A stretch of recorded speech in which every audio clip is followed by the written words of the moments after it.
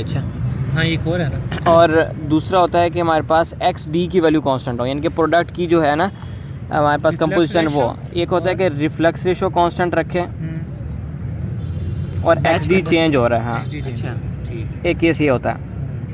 एक होता है कि आर जो है वो चेंज होता है और एक्स डी कांस्टेंट होता है। ये सवाल में दिया होता है, ये पता लग जाएगा सवाल देखते ही कि अच्छा एक्स डी कांस्टेंट यहाँ बता भी सकता है सवाल के अंदर वो।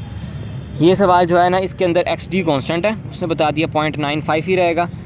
रेंज ऑफ रिफ्लेक्स रेशो पूछ रहा है हमसे वो, यानी कि आर चेंज हो रहा है। साथ उसने इसमें नंबर ऑफ़ प्लेट्स भी बता दी हैं कितनी होंगी, नंबर ऑफ़ प्लेट्स बता दी हैं। और साथ उसके उसने बता दिया है जी, ये तो हमने लेट कर लिया कि S1 जो है वो फ़र्ज़ को 100 किलो मोल है। XS1 उसने कहा है कि डिस्टिलेशन शुरू करते हुए जो हमारे पास कंपोजिशन थी स्टील के अंदर वो 50% बेंजीन थी, ठीक है। और डिस्टिलेशन रोकनी कब है, जब 10% बेंजीन रह जाए, 0.1 मोल फ्रैक्शन हो जाए। ठीक हो गया, ठीक है। ऑपरेटिंग लाइन तो हमारे पास एक ही बनेगी इसमें, जो उसके पॉइंट होंगे XD और 0, इंटरसेप्ट निकालने के लिए R नहीं है हमारे पास अब, ठीक है। XD की वैल्यू है हमारे पास, ठीक है। तो हम क्या करेंगे, ग्राफ बना लेंगे अपना। ग्राफ बना के पॉइंट XD का पॉइंट आ गया 0.95 R इंटरसेप्ट ये वैल्यू नहीं है हमारे पास अभी। R की वैल्यू आएगी तो हमें पता लग जाएगा उससे। हम क्या करेंगे, अंदाजे से एक लाइन लगाएंगे R की, ये एक पॉइंट लेके अंदाजे से लाइन लगा लेंगे और इसके ऊपर फिर 8 प्लेट्स बनाएंगे। अगर तो 8 प्लेट मुकम्मल हो जाती हैं 0.5 तक, ठीक है, फीड पॉइंट तक 8 प्लेट मुकम्मल हो जाती हैं तो वो सही है, वो सही है पॉइंट, इसका मतलब है, ठीक है। अगर नहीं होती तो फिर उसको ख़त्म करो लाइन को और फिर ऊपर या नीचे करोगे तो 8 प्लेट भी करनी है, ठीक है। अब मैंने इसमें एक पुट किया था पॉइंट, एक 0.4 था, ये 0.4, तो ये हमारे पास यानी कि 8 प्लेट बन रही थी फीड तक। अच्छा 0.4 से फिर R की वैल्यू निकाली 1.375, ठीक। अब दूसरी जो लाइन ली वो कौन सी ली, एक तो हमारे पास शुरू में 0.5 और दूसरा कहता है आखिर में कितनी हो जाए 0.1। अब यानी कि अब जो लाइन लूँगा तो वो क्या होनी चाहिए कि 0.1 पे 8 प्लेट मुकम्मल हो। अच्छा ठीक, पॉइंट वो रहा ये वाला, दूसरा पॉइंट हमें नीचे ले गया उसको, ठीक है। तो अब फिर दोबारा 8 प्लेट बनाएंगे प्लेट्स, तो 8 प्लेट हो गई, 0.1 पे ख़त्म हो गई आके, तो ये इनके 0.1 ले लिया, तो R आ गया 8.5, यानी कि रेंज कितनी होगी 1.375 से 8.5। अच्छा मैं देखो चीज़, अभी तुमने तो 0.4 लिया वो सीधी बन गया। हाँ। अगर हम लोग समझ 0.3 पे करते हैं, पेंसिल से लिया ना, अच्छा वो रफ वर्क इस पे नहीं करना यार, ग्राफ होगा ना आपके पास, ग्राफ हाँ। उसके ऊपर एक पेंसिल से अपनी मर्जी से लाइन लगा के देख लेना, ठीक है, ठीक है, उसको फिर बाद में मिटा देना पेंसिल लगा के, सही, ठीक है। अब ये सिर्फ ये नहीं पूछता होता है कि रेंज बताओ, वो आगे फिर पूछते हैं कि अपना एनर्जी निकालो, ठीक है, ये ग्राफ बनाओ, उसका क्या निकालो जी, आगे कितनी एनर्जी क्यों चाहिए हमें, एरिया निकालो, ठीक है। उसके लिए ये वाला इसमें पूछा हुआ है उसने। ये शुक्र है बैच का एक ही सवाल आएगा, ये सारा कुछ तो सेम ही आएगा, हमने अपनी तरफ से 2 ले लिए, वो आता है, ठीक है। वो आता है, बैच नहीं आंदा, बाकी 2 आंदे ने। रेंजेस निकाल ली, रिफ्लेक्स रेशो 0.5 से लेके वही तो देख रहे हैं। सॉरी 0.5 से लेके 4 तक रेंज निकाल ली हमने।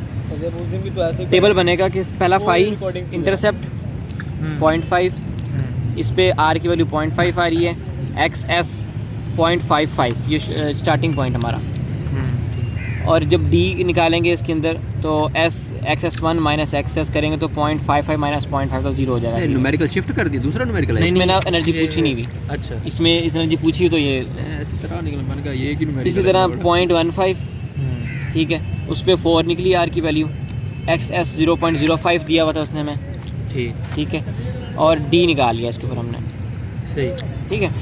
अब इसके दरमियान अपनी मर्ज़ी से वैल्यू ले लो, कोई 0.5 या 0.3 ले लो, फिर 0.2 ले लो, अपनी मर्ज़ी से कोई वैल्यू ले लो, ठीक है। उसके ऊपर क्या करो, R की वैल्यू निकाल लो, इधर वो ड्रॉ कर लो पॉइंट, इधर क्या ये रखो, हाँ इधर, ठीक है, 0.3 ले लिया, 0.2 ले लिया, अपनी मर्ज़ी से 8 प्लेट्स बना लो उसके 8 ऊपर, प्लेट्स बना ली, जहाँ पे कट करेगा वो XS 8 प्लेट जहाँ मुकम्मल होंगे वो पॉइंट देख लो क्या होगा। अच्छा वो फिर इधर नीचे पॉइंट देखना होगा, हाँ, वो 8 प्लेट्स बना के नीचे, 8 प्लेट इधर कोई बना के। फीड पॉइंट नहीं वो टच नहीं, करना, वो ठीक है, ठीक है, 8 प्लेट बना के जहाँ पे वो होगी वैल्यू वो 0.2 पे आ रहा है, तो यहाँ पे XS की वैल्यू क्या 0.2 आ जाएगी, सही हो गया, ठीक है।